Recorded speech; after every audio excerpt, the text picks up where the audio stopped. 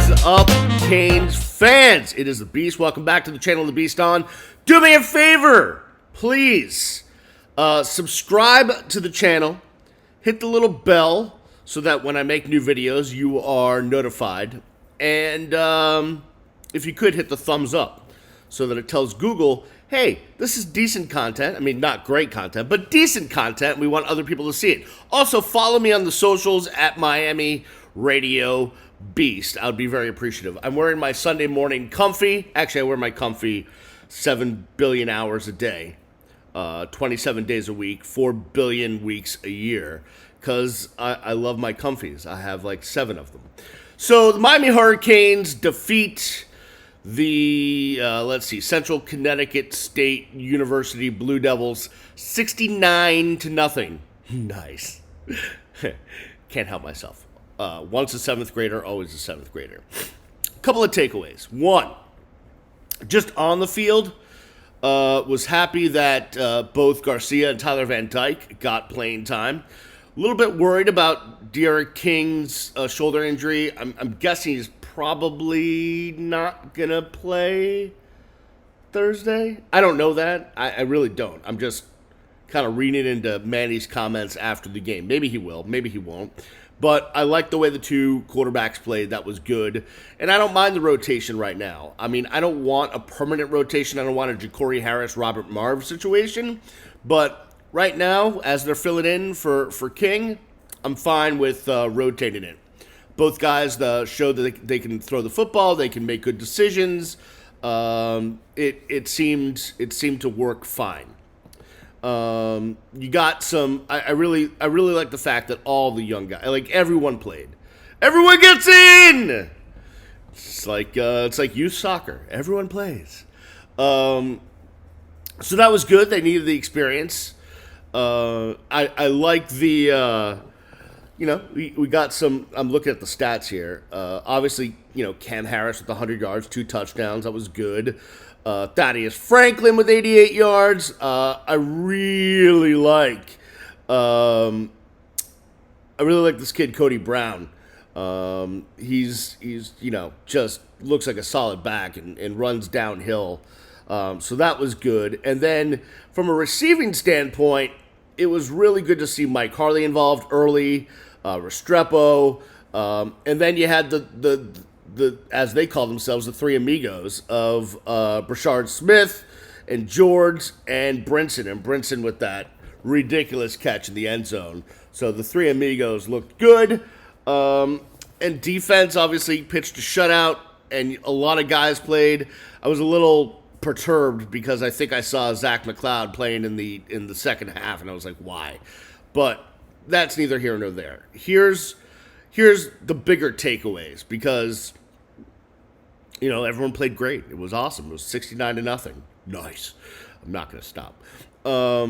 Is one, obviously the competition is horrible. I mean, Central Connecticut State plays in the Northeast Conference. I'm actually familiar with it because I grew up there, and you're talking about the likes of playing Marist and Merrimack, 2 schools I didn't even know had football teams.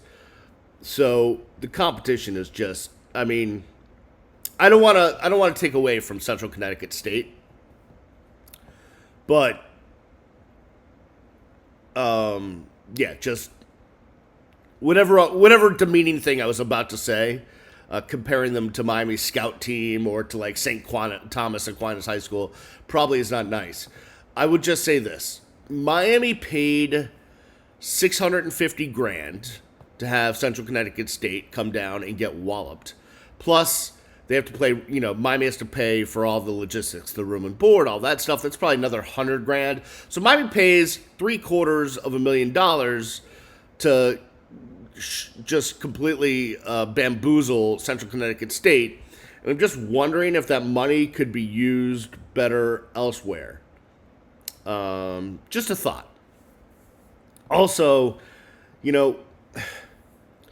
for the Canes, I guess, listen, there is something to be said about getting the young guys reps and to get some confidence and, to work on you and whatever. But that was basically an exhibition game, and I don't know. If I was the parent of a Central Connecticut State University Blue Devil this morning, how would I feel about my son getting absolutely shellacked 69-0? I don't know how I would feel, but it doesn't seem great. Now, listen, every other school does this, and it happens in basketball. Dick Vitale was spouting off this morning, ripping the University of Miami for this game, and it's like, well, Dickie V, I saw someone bring it up. Are you saying the same thing when Duke decides to play a, North Dakota Tech for the blind, deaf, and dumb in some, early season matchup? No, you're not saying anything. But I don't know. I'm trying to look at this from the other side of things, which is some team just got absolutely just pummeled and wasn't worth it. Well, to them it's worth it. I mean, there's $750,000, $650,000 that they get. Probably helps out a lot. But for Miami, maybe the money could have been used better elsewhere. That's what I'm saying. Now, we're just in this continuous discussion about this program, the state of the program, coaching, athletic director, board of trustees, all of that stuff. And I wanted to get into that, but I wanted to attack it. So I got a lot of tweets yesterday. And I don't listen to the home radio broadcast. I spent a good decade on that broadcast, and I just don't choose to listen. And there's a million reasons why, but first of all, I wasn't in the car. And second of all, once you've done something for a number of years, every day, every night, you just you're done with it, right? You don't want any more of that. So I don't listen. But plenty of people slid into my DMs, texted me, what have you, that once again, and this is the billionth time where and I don't know if this happened or not. So if I'm speaking out of turn, I apologize. But supposedly the broadcast was again ripping the fans for they're complaining over what's going on with the program. And I've been a part of this, right? I mean, this is the same thing that was happening back when, Larry Coker was losing control. We'd be, all of us on the broadcast would be taking phone calls on the post-game show or during the week on Hotline or whatever, and just we rip the fans and say all is well, nothing to see here, because that was the company line. And I'm embarrassed about how I handled that, but please understand, I had no choice. That's the way it is when you're on the team broadcast. I mean, it's protect the team at all costs. Matter of fact, I can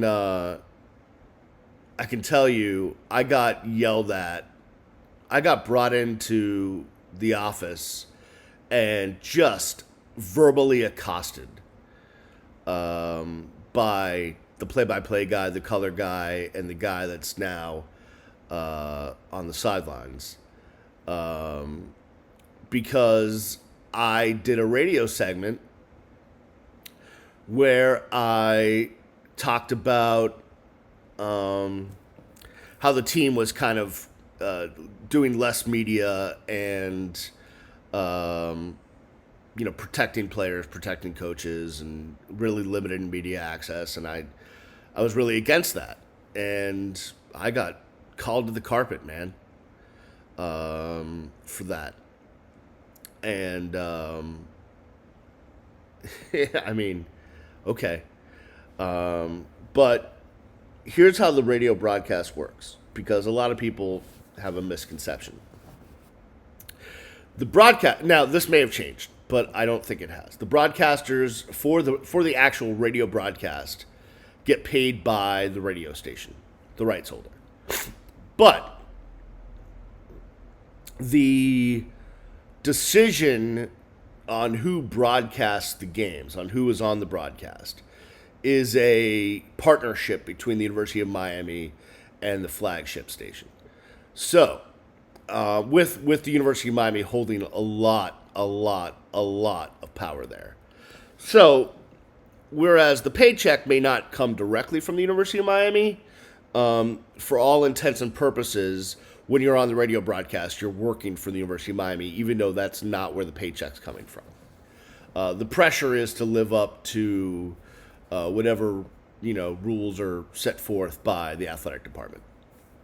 The other thing is all of those guys do other things, whether it's host podcasts or do videos or coaches shows or whatever, that is working for the University of Miami. So